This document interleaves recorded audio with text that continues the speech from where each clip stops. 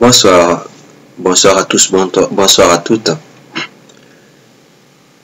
Bienvenue dans la deuxième partie de ce tutoriel consacré à l'apprentissage du langage C# par la pratique.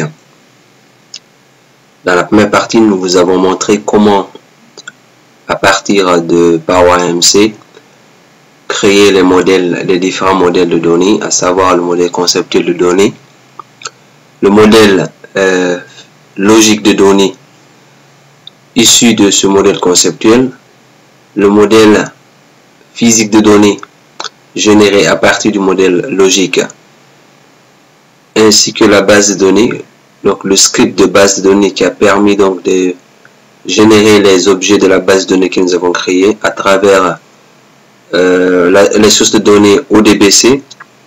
Donc nous avons pu créer la base de données. Depuis PowerAMC, on a généré les objets de la base de données via les sources de données ODBC.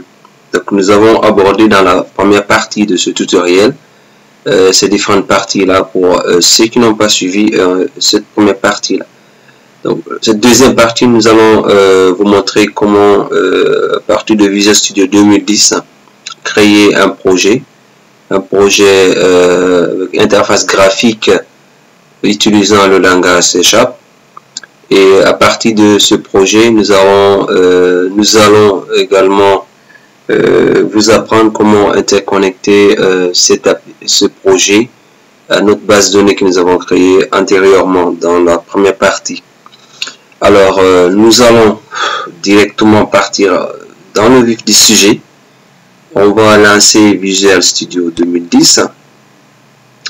Et à partir de la page d'accueil, la page de démarrage de Visual Studio, je vais cliquer sur Nouveau projet. Vous pouvez également utiliser la barre des menus, Fichier, cliquer sur Nouveau projet. Donc, c'est la même chose, donc ça aboutit au même résultat. Je clique donc sur Nouveau projet.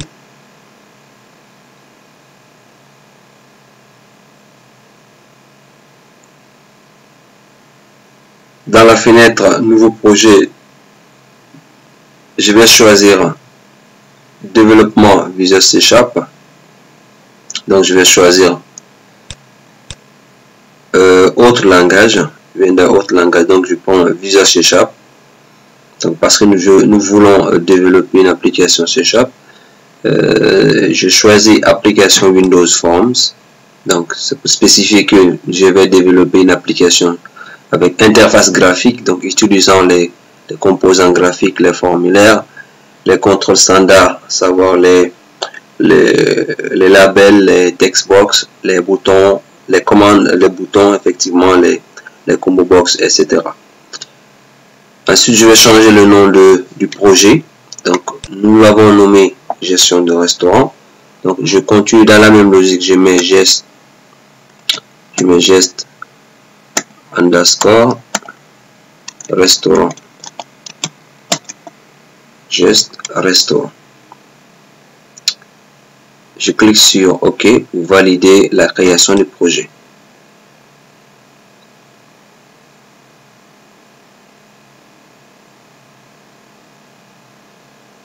Donc il ne me reste plus qu'à attendre que le Visual Studio essaie de regrouper tous les éléments nécessaires devant faire partie du projet, à savoir les fichiers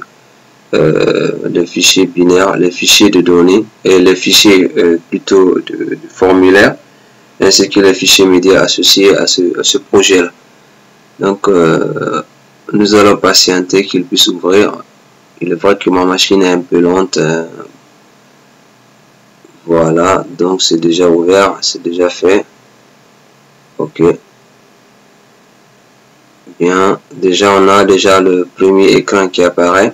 Donc par défaut, quand vous créez une application, un projet Visual Studio avec interface graphique, vous avez par défaut déjà un premier objet qui apparaît, donc un formulaire qui vous apparaît en première position. Et à partir de ce formulaire là, vous pouvez donc commencer votre travail. Donc je m'en vais dans l'explorateur de solutions. Donc visualiser l'ensemble des objets qui ont été générés à partir de la création du projet. Donc ces objets sont entre autres le formulaire donc qui est créé, le programme d'entrée, le point d'entrée du programme, à savoir que lorsque vous créez une application graphique avec le Visual C#, vous avez un fichier d'extension C#, donc programme.cs C# qui contient le programme d'entrée, donc la fonction principale main, qui vous permet comment j'appelle, de spécifier quel est l'objet de démarrage de votre application, donc l'objet, le formulaire ou la fenêtre à partir de laquelle l'application est lancée. Donc vous avez ce fichier par défaut qui est automatiquement généré et qui vous permet donc de changer, voilà, le fichier, le contenu du fichier. Donc il contient la fonction principale, la fonction d'entrée main, qui contient à son tour le formulaire de démarrage à partir de là. Donc vous avez le nom du formulaire de démarrage qui est forme 1 et le formulaire par défaut qui est généré. Donc ensuite, en plus de ce fichier programme, vous avez donc l'autre fichier, donc qui est un objet, qui est le formulaire qui est en cours, donc qui est ouvert, donc qui vous permet également de faire les présentations. Donc en plus de ce formulaire, le Visual Studio vous met dans votre explorateur de solutions. Ça va venir, va vous mettre dans votre explorateur de solutions les différentes références, donc les références qui sont utilisées, à savoir les bibliothèques, systèmes et autres bibliothèques qui sont indispensables au fonctionnement de votre projet. Donc ils sont définis dans le répertoire références.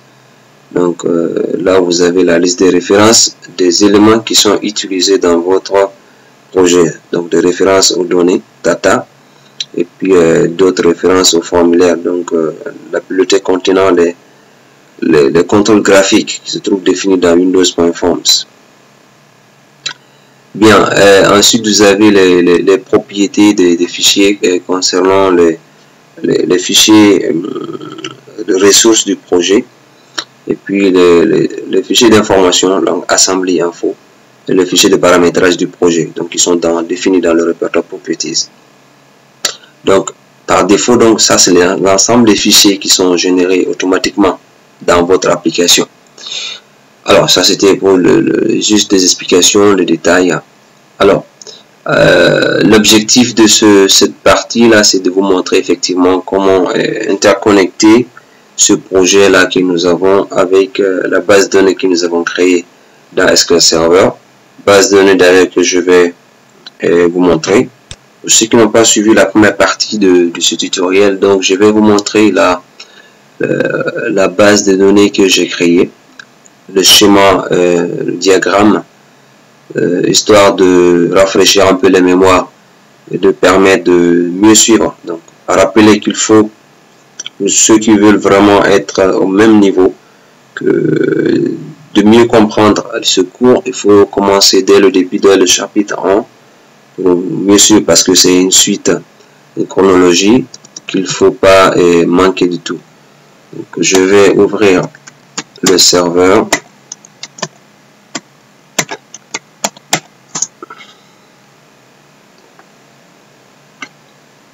Bien.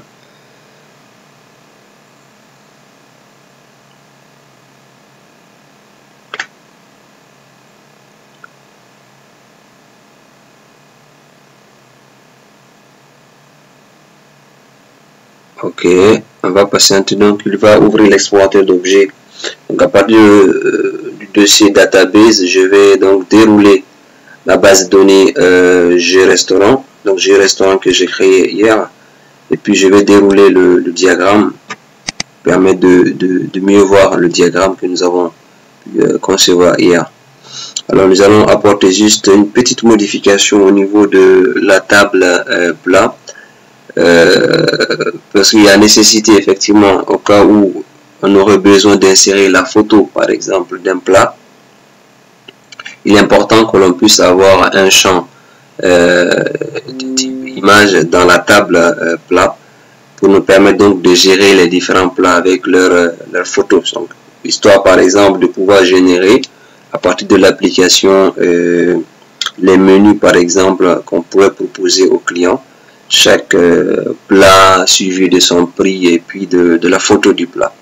Donc on pourrait apporter des modifications au niveau de la table plat et insérer une colonne photo ou image du plat qui sera de type image. Donc voici le schéma que nous avons obtenu, que nous avons généré dans le premier chapitre à partir de Power AMC. Et je vais donc aller dans le dossier table de la base de données. Je vais ouvrir la table plat en mode design, donc en mode création, et essayer d'apporter cette modification. Donc ajouter juste une colonne que je vais nommer img plat. img plat, donc pour dire image du plat. Donc sera de type image. Voilà. Donc il va stocker l'image de chaque plat que nous allons enregistrer dans la base de données, et après quand on aura par exemple besoin d'éditer le menu qui sera proposé au client, on peut éditer chaque plat avec sa photo. Donc cela l'intérêt de cet élément là. Donc nous allons également insérer une dernière colonne aussi pour là cette fois-ci stocker le chemin d'accès à cette image là, donc à cette photo. Donc pouvoir gérer simultanément non seulement le chemin d'accès de la photo que nous allons récupérer sur le plat, mais également l'image proprement dite du plat. Je vais donc créer une colonne que je vais nommer img parts. Donc img parts que je vais nommer chemin de l'image. Il sera de type texte, je préfère. Texte étant plus grand, donc il y a une capacité de stockage parce que le chemin d'accès à l'image peut être relativement long. Alors ça c'était cette modification qu'il fallait apporter. Donc je vais donc enregistrer ces modifications et puis fermer la table. Voilà. Donc je vais enregistrer également la modification au niveau du diagramme. Bien. Donc nous revenons dans notre projet Visual Studio et à partir de là nous allons interconnecter la base de données que nous avons dans SQL Server à ce projet. Alors je vais cliquer sur le menu données, je clique sur ajouter une nouvelle source de données.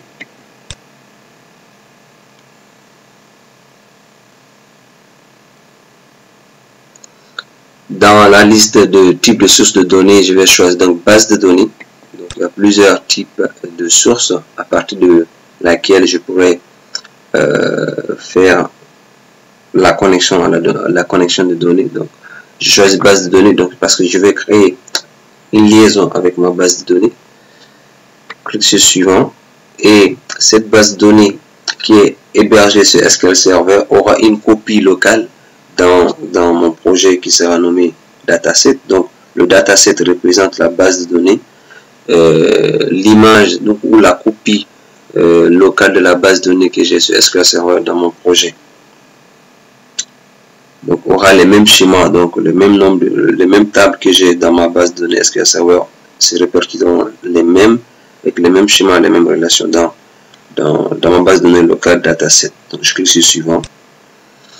Donc il m'envoie là, me demande de me spécifier la connexion, donc la chaîne de connexion. Je vais créer une nouvelle chaîne de connexion. Donc dans le nom du serveur, je vais spécifier le nom de la machine, donc le nom de la machine qui héberge la base de données. Donc pour le cas spécifique de cette base de données, vu que c'est sur la même machine, donc je mets tout simplement entre parenthèses local.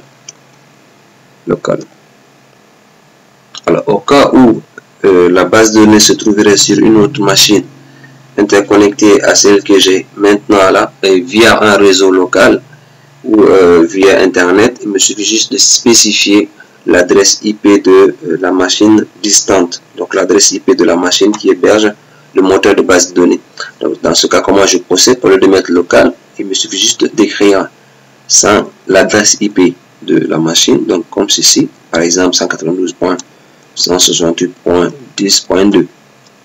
Donc, il me suffit juste de spécifier l'adresse IP de la machine distante et effectivement s'assurer que la liaison entre la machine qui héberge le moteur de base de données et la machine cliente soit bien établie, que la liaison fonctionne correctement avant de pouvoir procéder à ce test-là. Donc, je reviens sur mon adresse initiale locale parce que la machine cliente et la machine qui héberge le serveur se trouvent sur la, disons, sur le même hôte. Donc, on dit connexion au serveur. Donc, le mode d'authentification à SQL Server, on demande de spécifier quel mode utiliser. Alors, sur SQL Server, on a deux modes. On a le mode d'authentification Windows. Avec le mode d'authentification Windows, vous avez la possibilité de vous connecter avec votre compte administrateur Windows par défaut. Il vous suffit juste d'avoir un nom d'utilisateur et un mot de passe, déjà Windows. Le SQL Server utilisera ces informations et ces coordonnées pour vous permettre donc d'accéder à l'interface d'administration. Ça, c'est le mode d'authentification Windows. Avec le mode d'authentification SQL, le SQL Server donc vous permet de créer un utilisateur, donc un super utilisateur à qui vous allez donner un rôle, donc un rôle super rôle. Donc vous lui donnez par exemple le rôle système administrateur. Donc ça se définit dans l'administration, l'interface d'administration de SQL Server, à savoir SQL Server Management Studio. Vous spécifiez là le nom de l'utilisateur, le nom de connexion, et vous lui attribuez les rôles du serveur, à savoir le sysadmin, donc administrateur système. Donc c'est ça l'authentification SQL. Donc vous pouvez créer, je répète, avec l'authentification SQL, vous avez deux possibilités. Soit vous créez un utilisateur, vous avez la possibilité de créer un utilisateur sous SQL Server en lui attribuant les rôles et les privilèges sur les bases de données que vous avez sur votre moteur de base de données. Deuxième possibilité, avec l'authentification SQL Server, vous pouvez utiliser votre authentification Windows également. Donc, en cette option, vous avez deux possibilités. Possibilité de vous connecter avec un utilisateur SQL Server ayant les pouvoirs, les rôles et les privilèges, ou dans le cas échéant, donc parallèlement, vous pouvez aussi utiliser votre compte d'administrateur Windows par défaut pour vous authentifier sur votre compte. Donc je vais donc spécifier le nom de l'utilisateur donc que j'ai créé. Donc vous aurez remarqué que c'est le même nom que j'utilise au niveau du moteur de base de données SQL Server Management. Le mot de passe.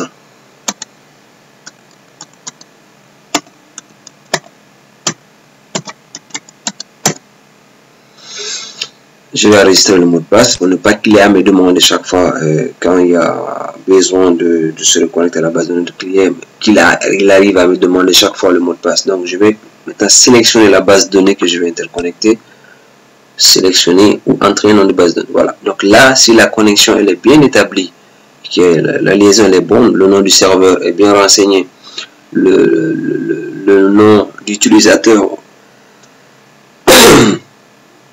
pardon, le nom d'utilisateur et le mot de passe sont corrects, donc tous ces renseignements d'authentification sont corrects, effectivement vous aurez la liste des bases de données disponibles dans votre serveur.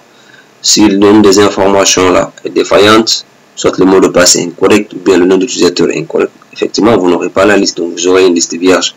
Donc il faut s'assurer que votre nom de serveur soit correctement écrit, que la liaison est établie avec le serveur.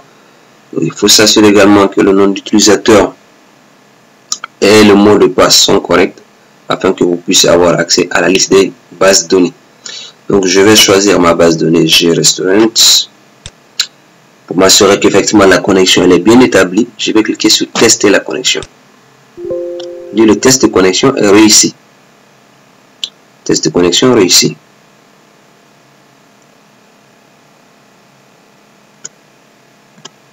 Bien, alors je continue.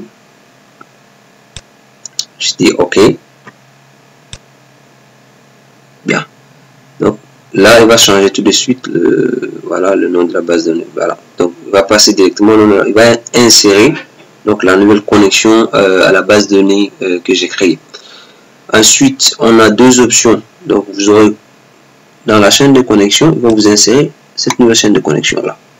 Donc cette chaîne de connexion, on en aura besoin pour pouvoir l'intégrer dans notre projet. Donc on a les deux options.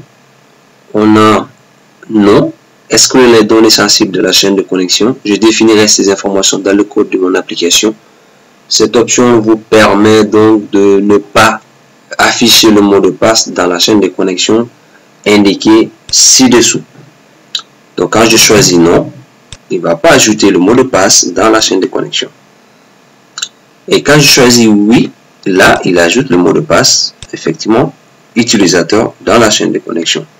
Ce qui permet l'avantage de cette deuxième option, c'est que le SQL Server, l'authentification se passe en texte clair. Donc le cryptage ne marche pas en fait. Donc lorsque vous utilisez une chaîne de connexion avec un mot de passe crypté, le SQL Server ne va pas accepter la connexion que vous allez. Donc il va le considérer comme étant une intrusion et il va rejeter la connexion. Donc vous n'aurez pas accès.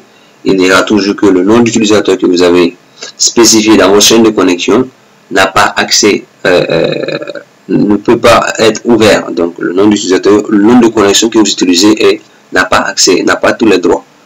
Parce que tout simplement, l'authentification avec le mot de passe se passe en clair. Donc il faut obligatoirement mettre le mot de passe, le nom de connexion que vous avez, que vous utilisez pour vous connecter à la base de données, pour que vous spécifiez le mot de passe de ce nom de connexion. Donc je vais copier cette chaîne que j'aurai besoin d'utiliser plus tard. Ensuite, je vais cliquer sur suivant.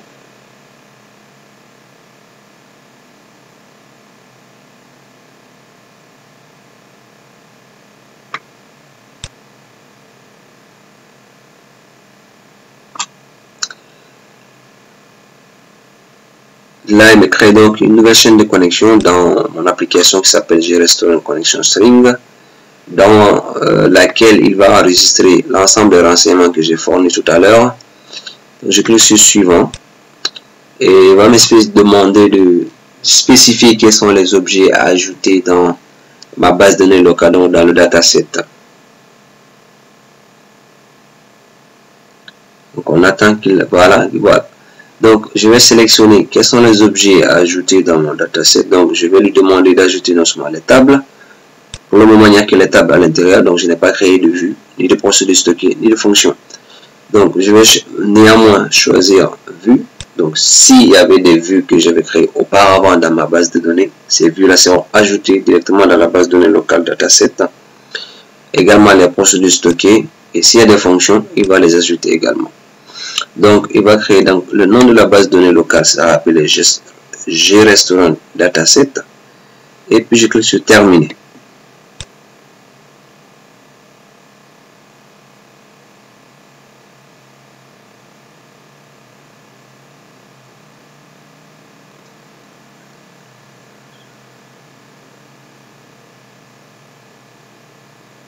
Donc, il ne reste plus qu'à attendre qu'il finalise cette interconnexion. Et puis, on va passer à l'étape suivante.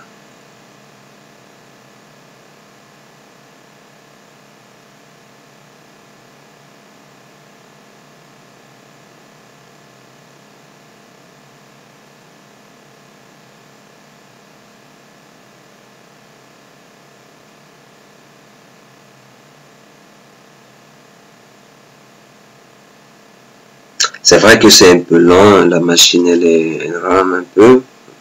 On va patienter. Donc, la machine elle est un peu lente, la capacité, le problème de capacité RAM et puis de processeur. Mais on va s'y faire. Le temps que ça finalise, voilà. Donc je crois qu'il a déjà fini. Donc dans l'explorateur de serveur de Django, vous pouvez constater déjà la présence parmi la liste des bases de données que j'ai ici. La base de données que je vais, voilà, donc qui est déjà connectée. Donc j'ai accès à mes objets tables.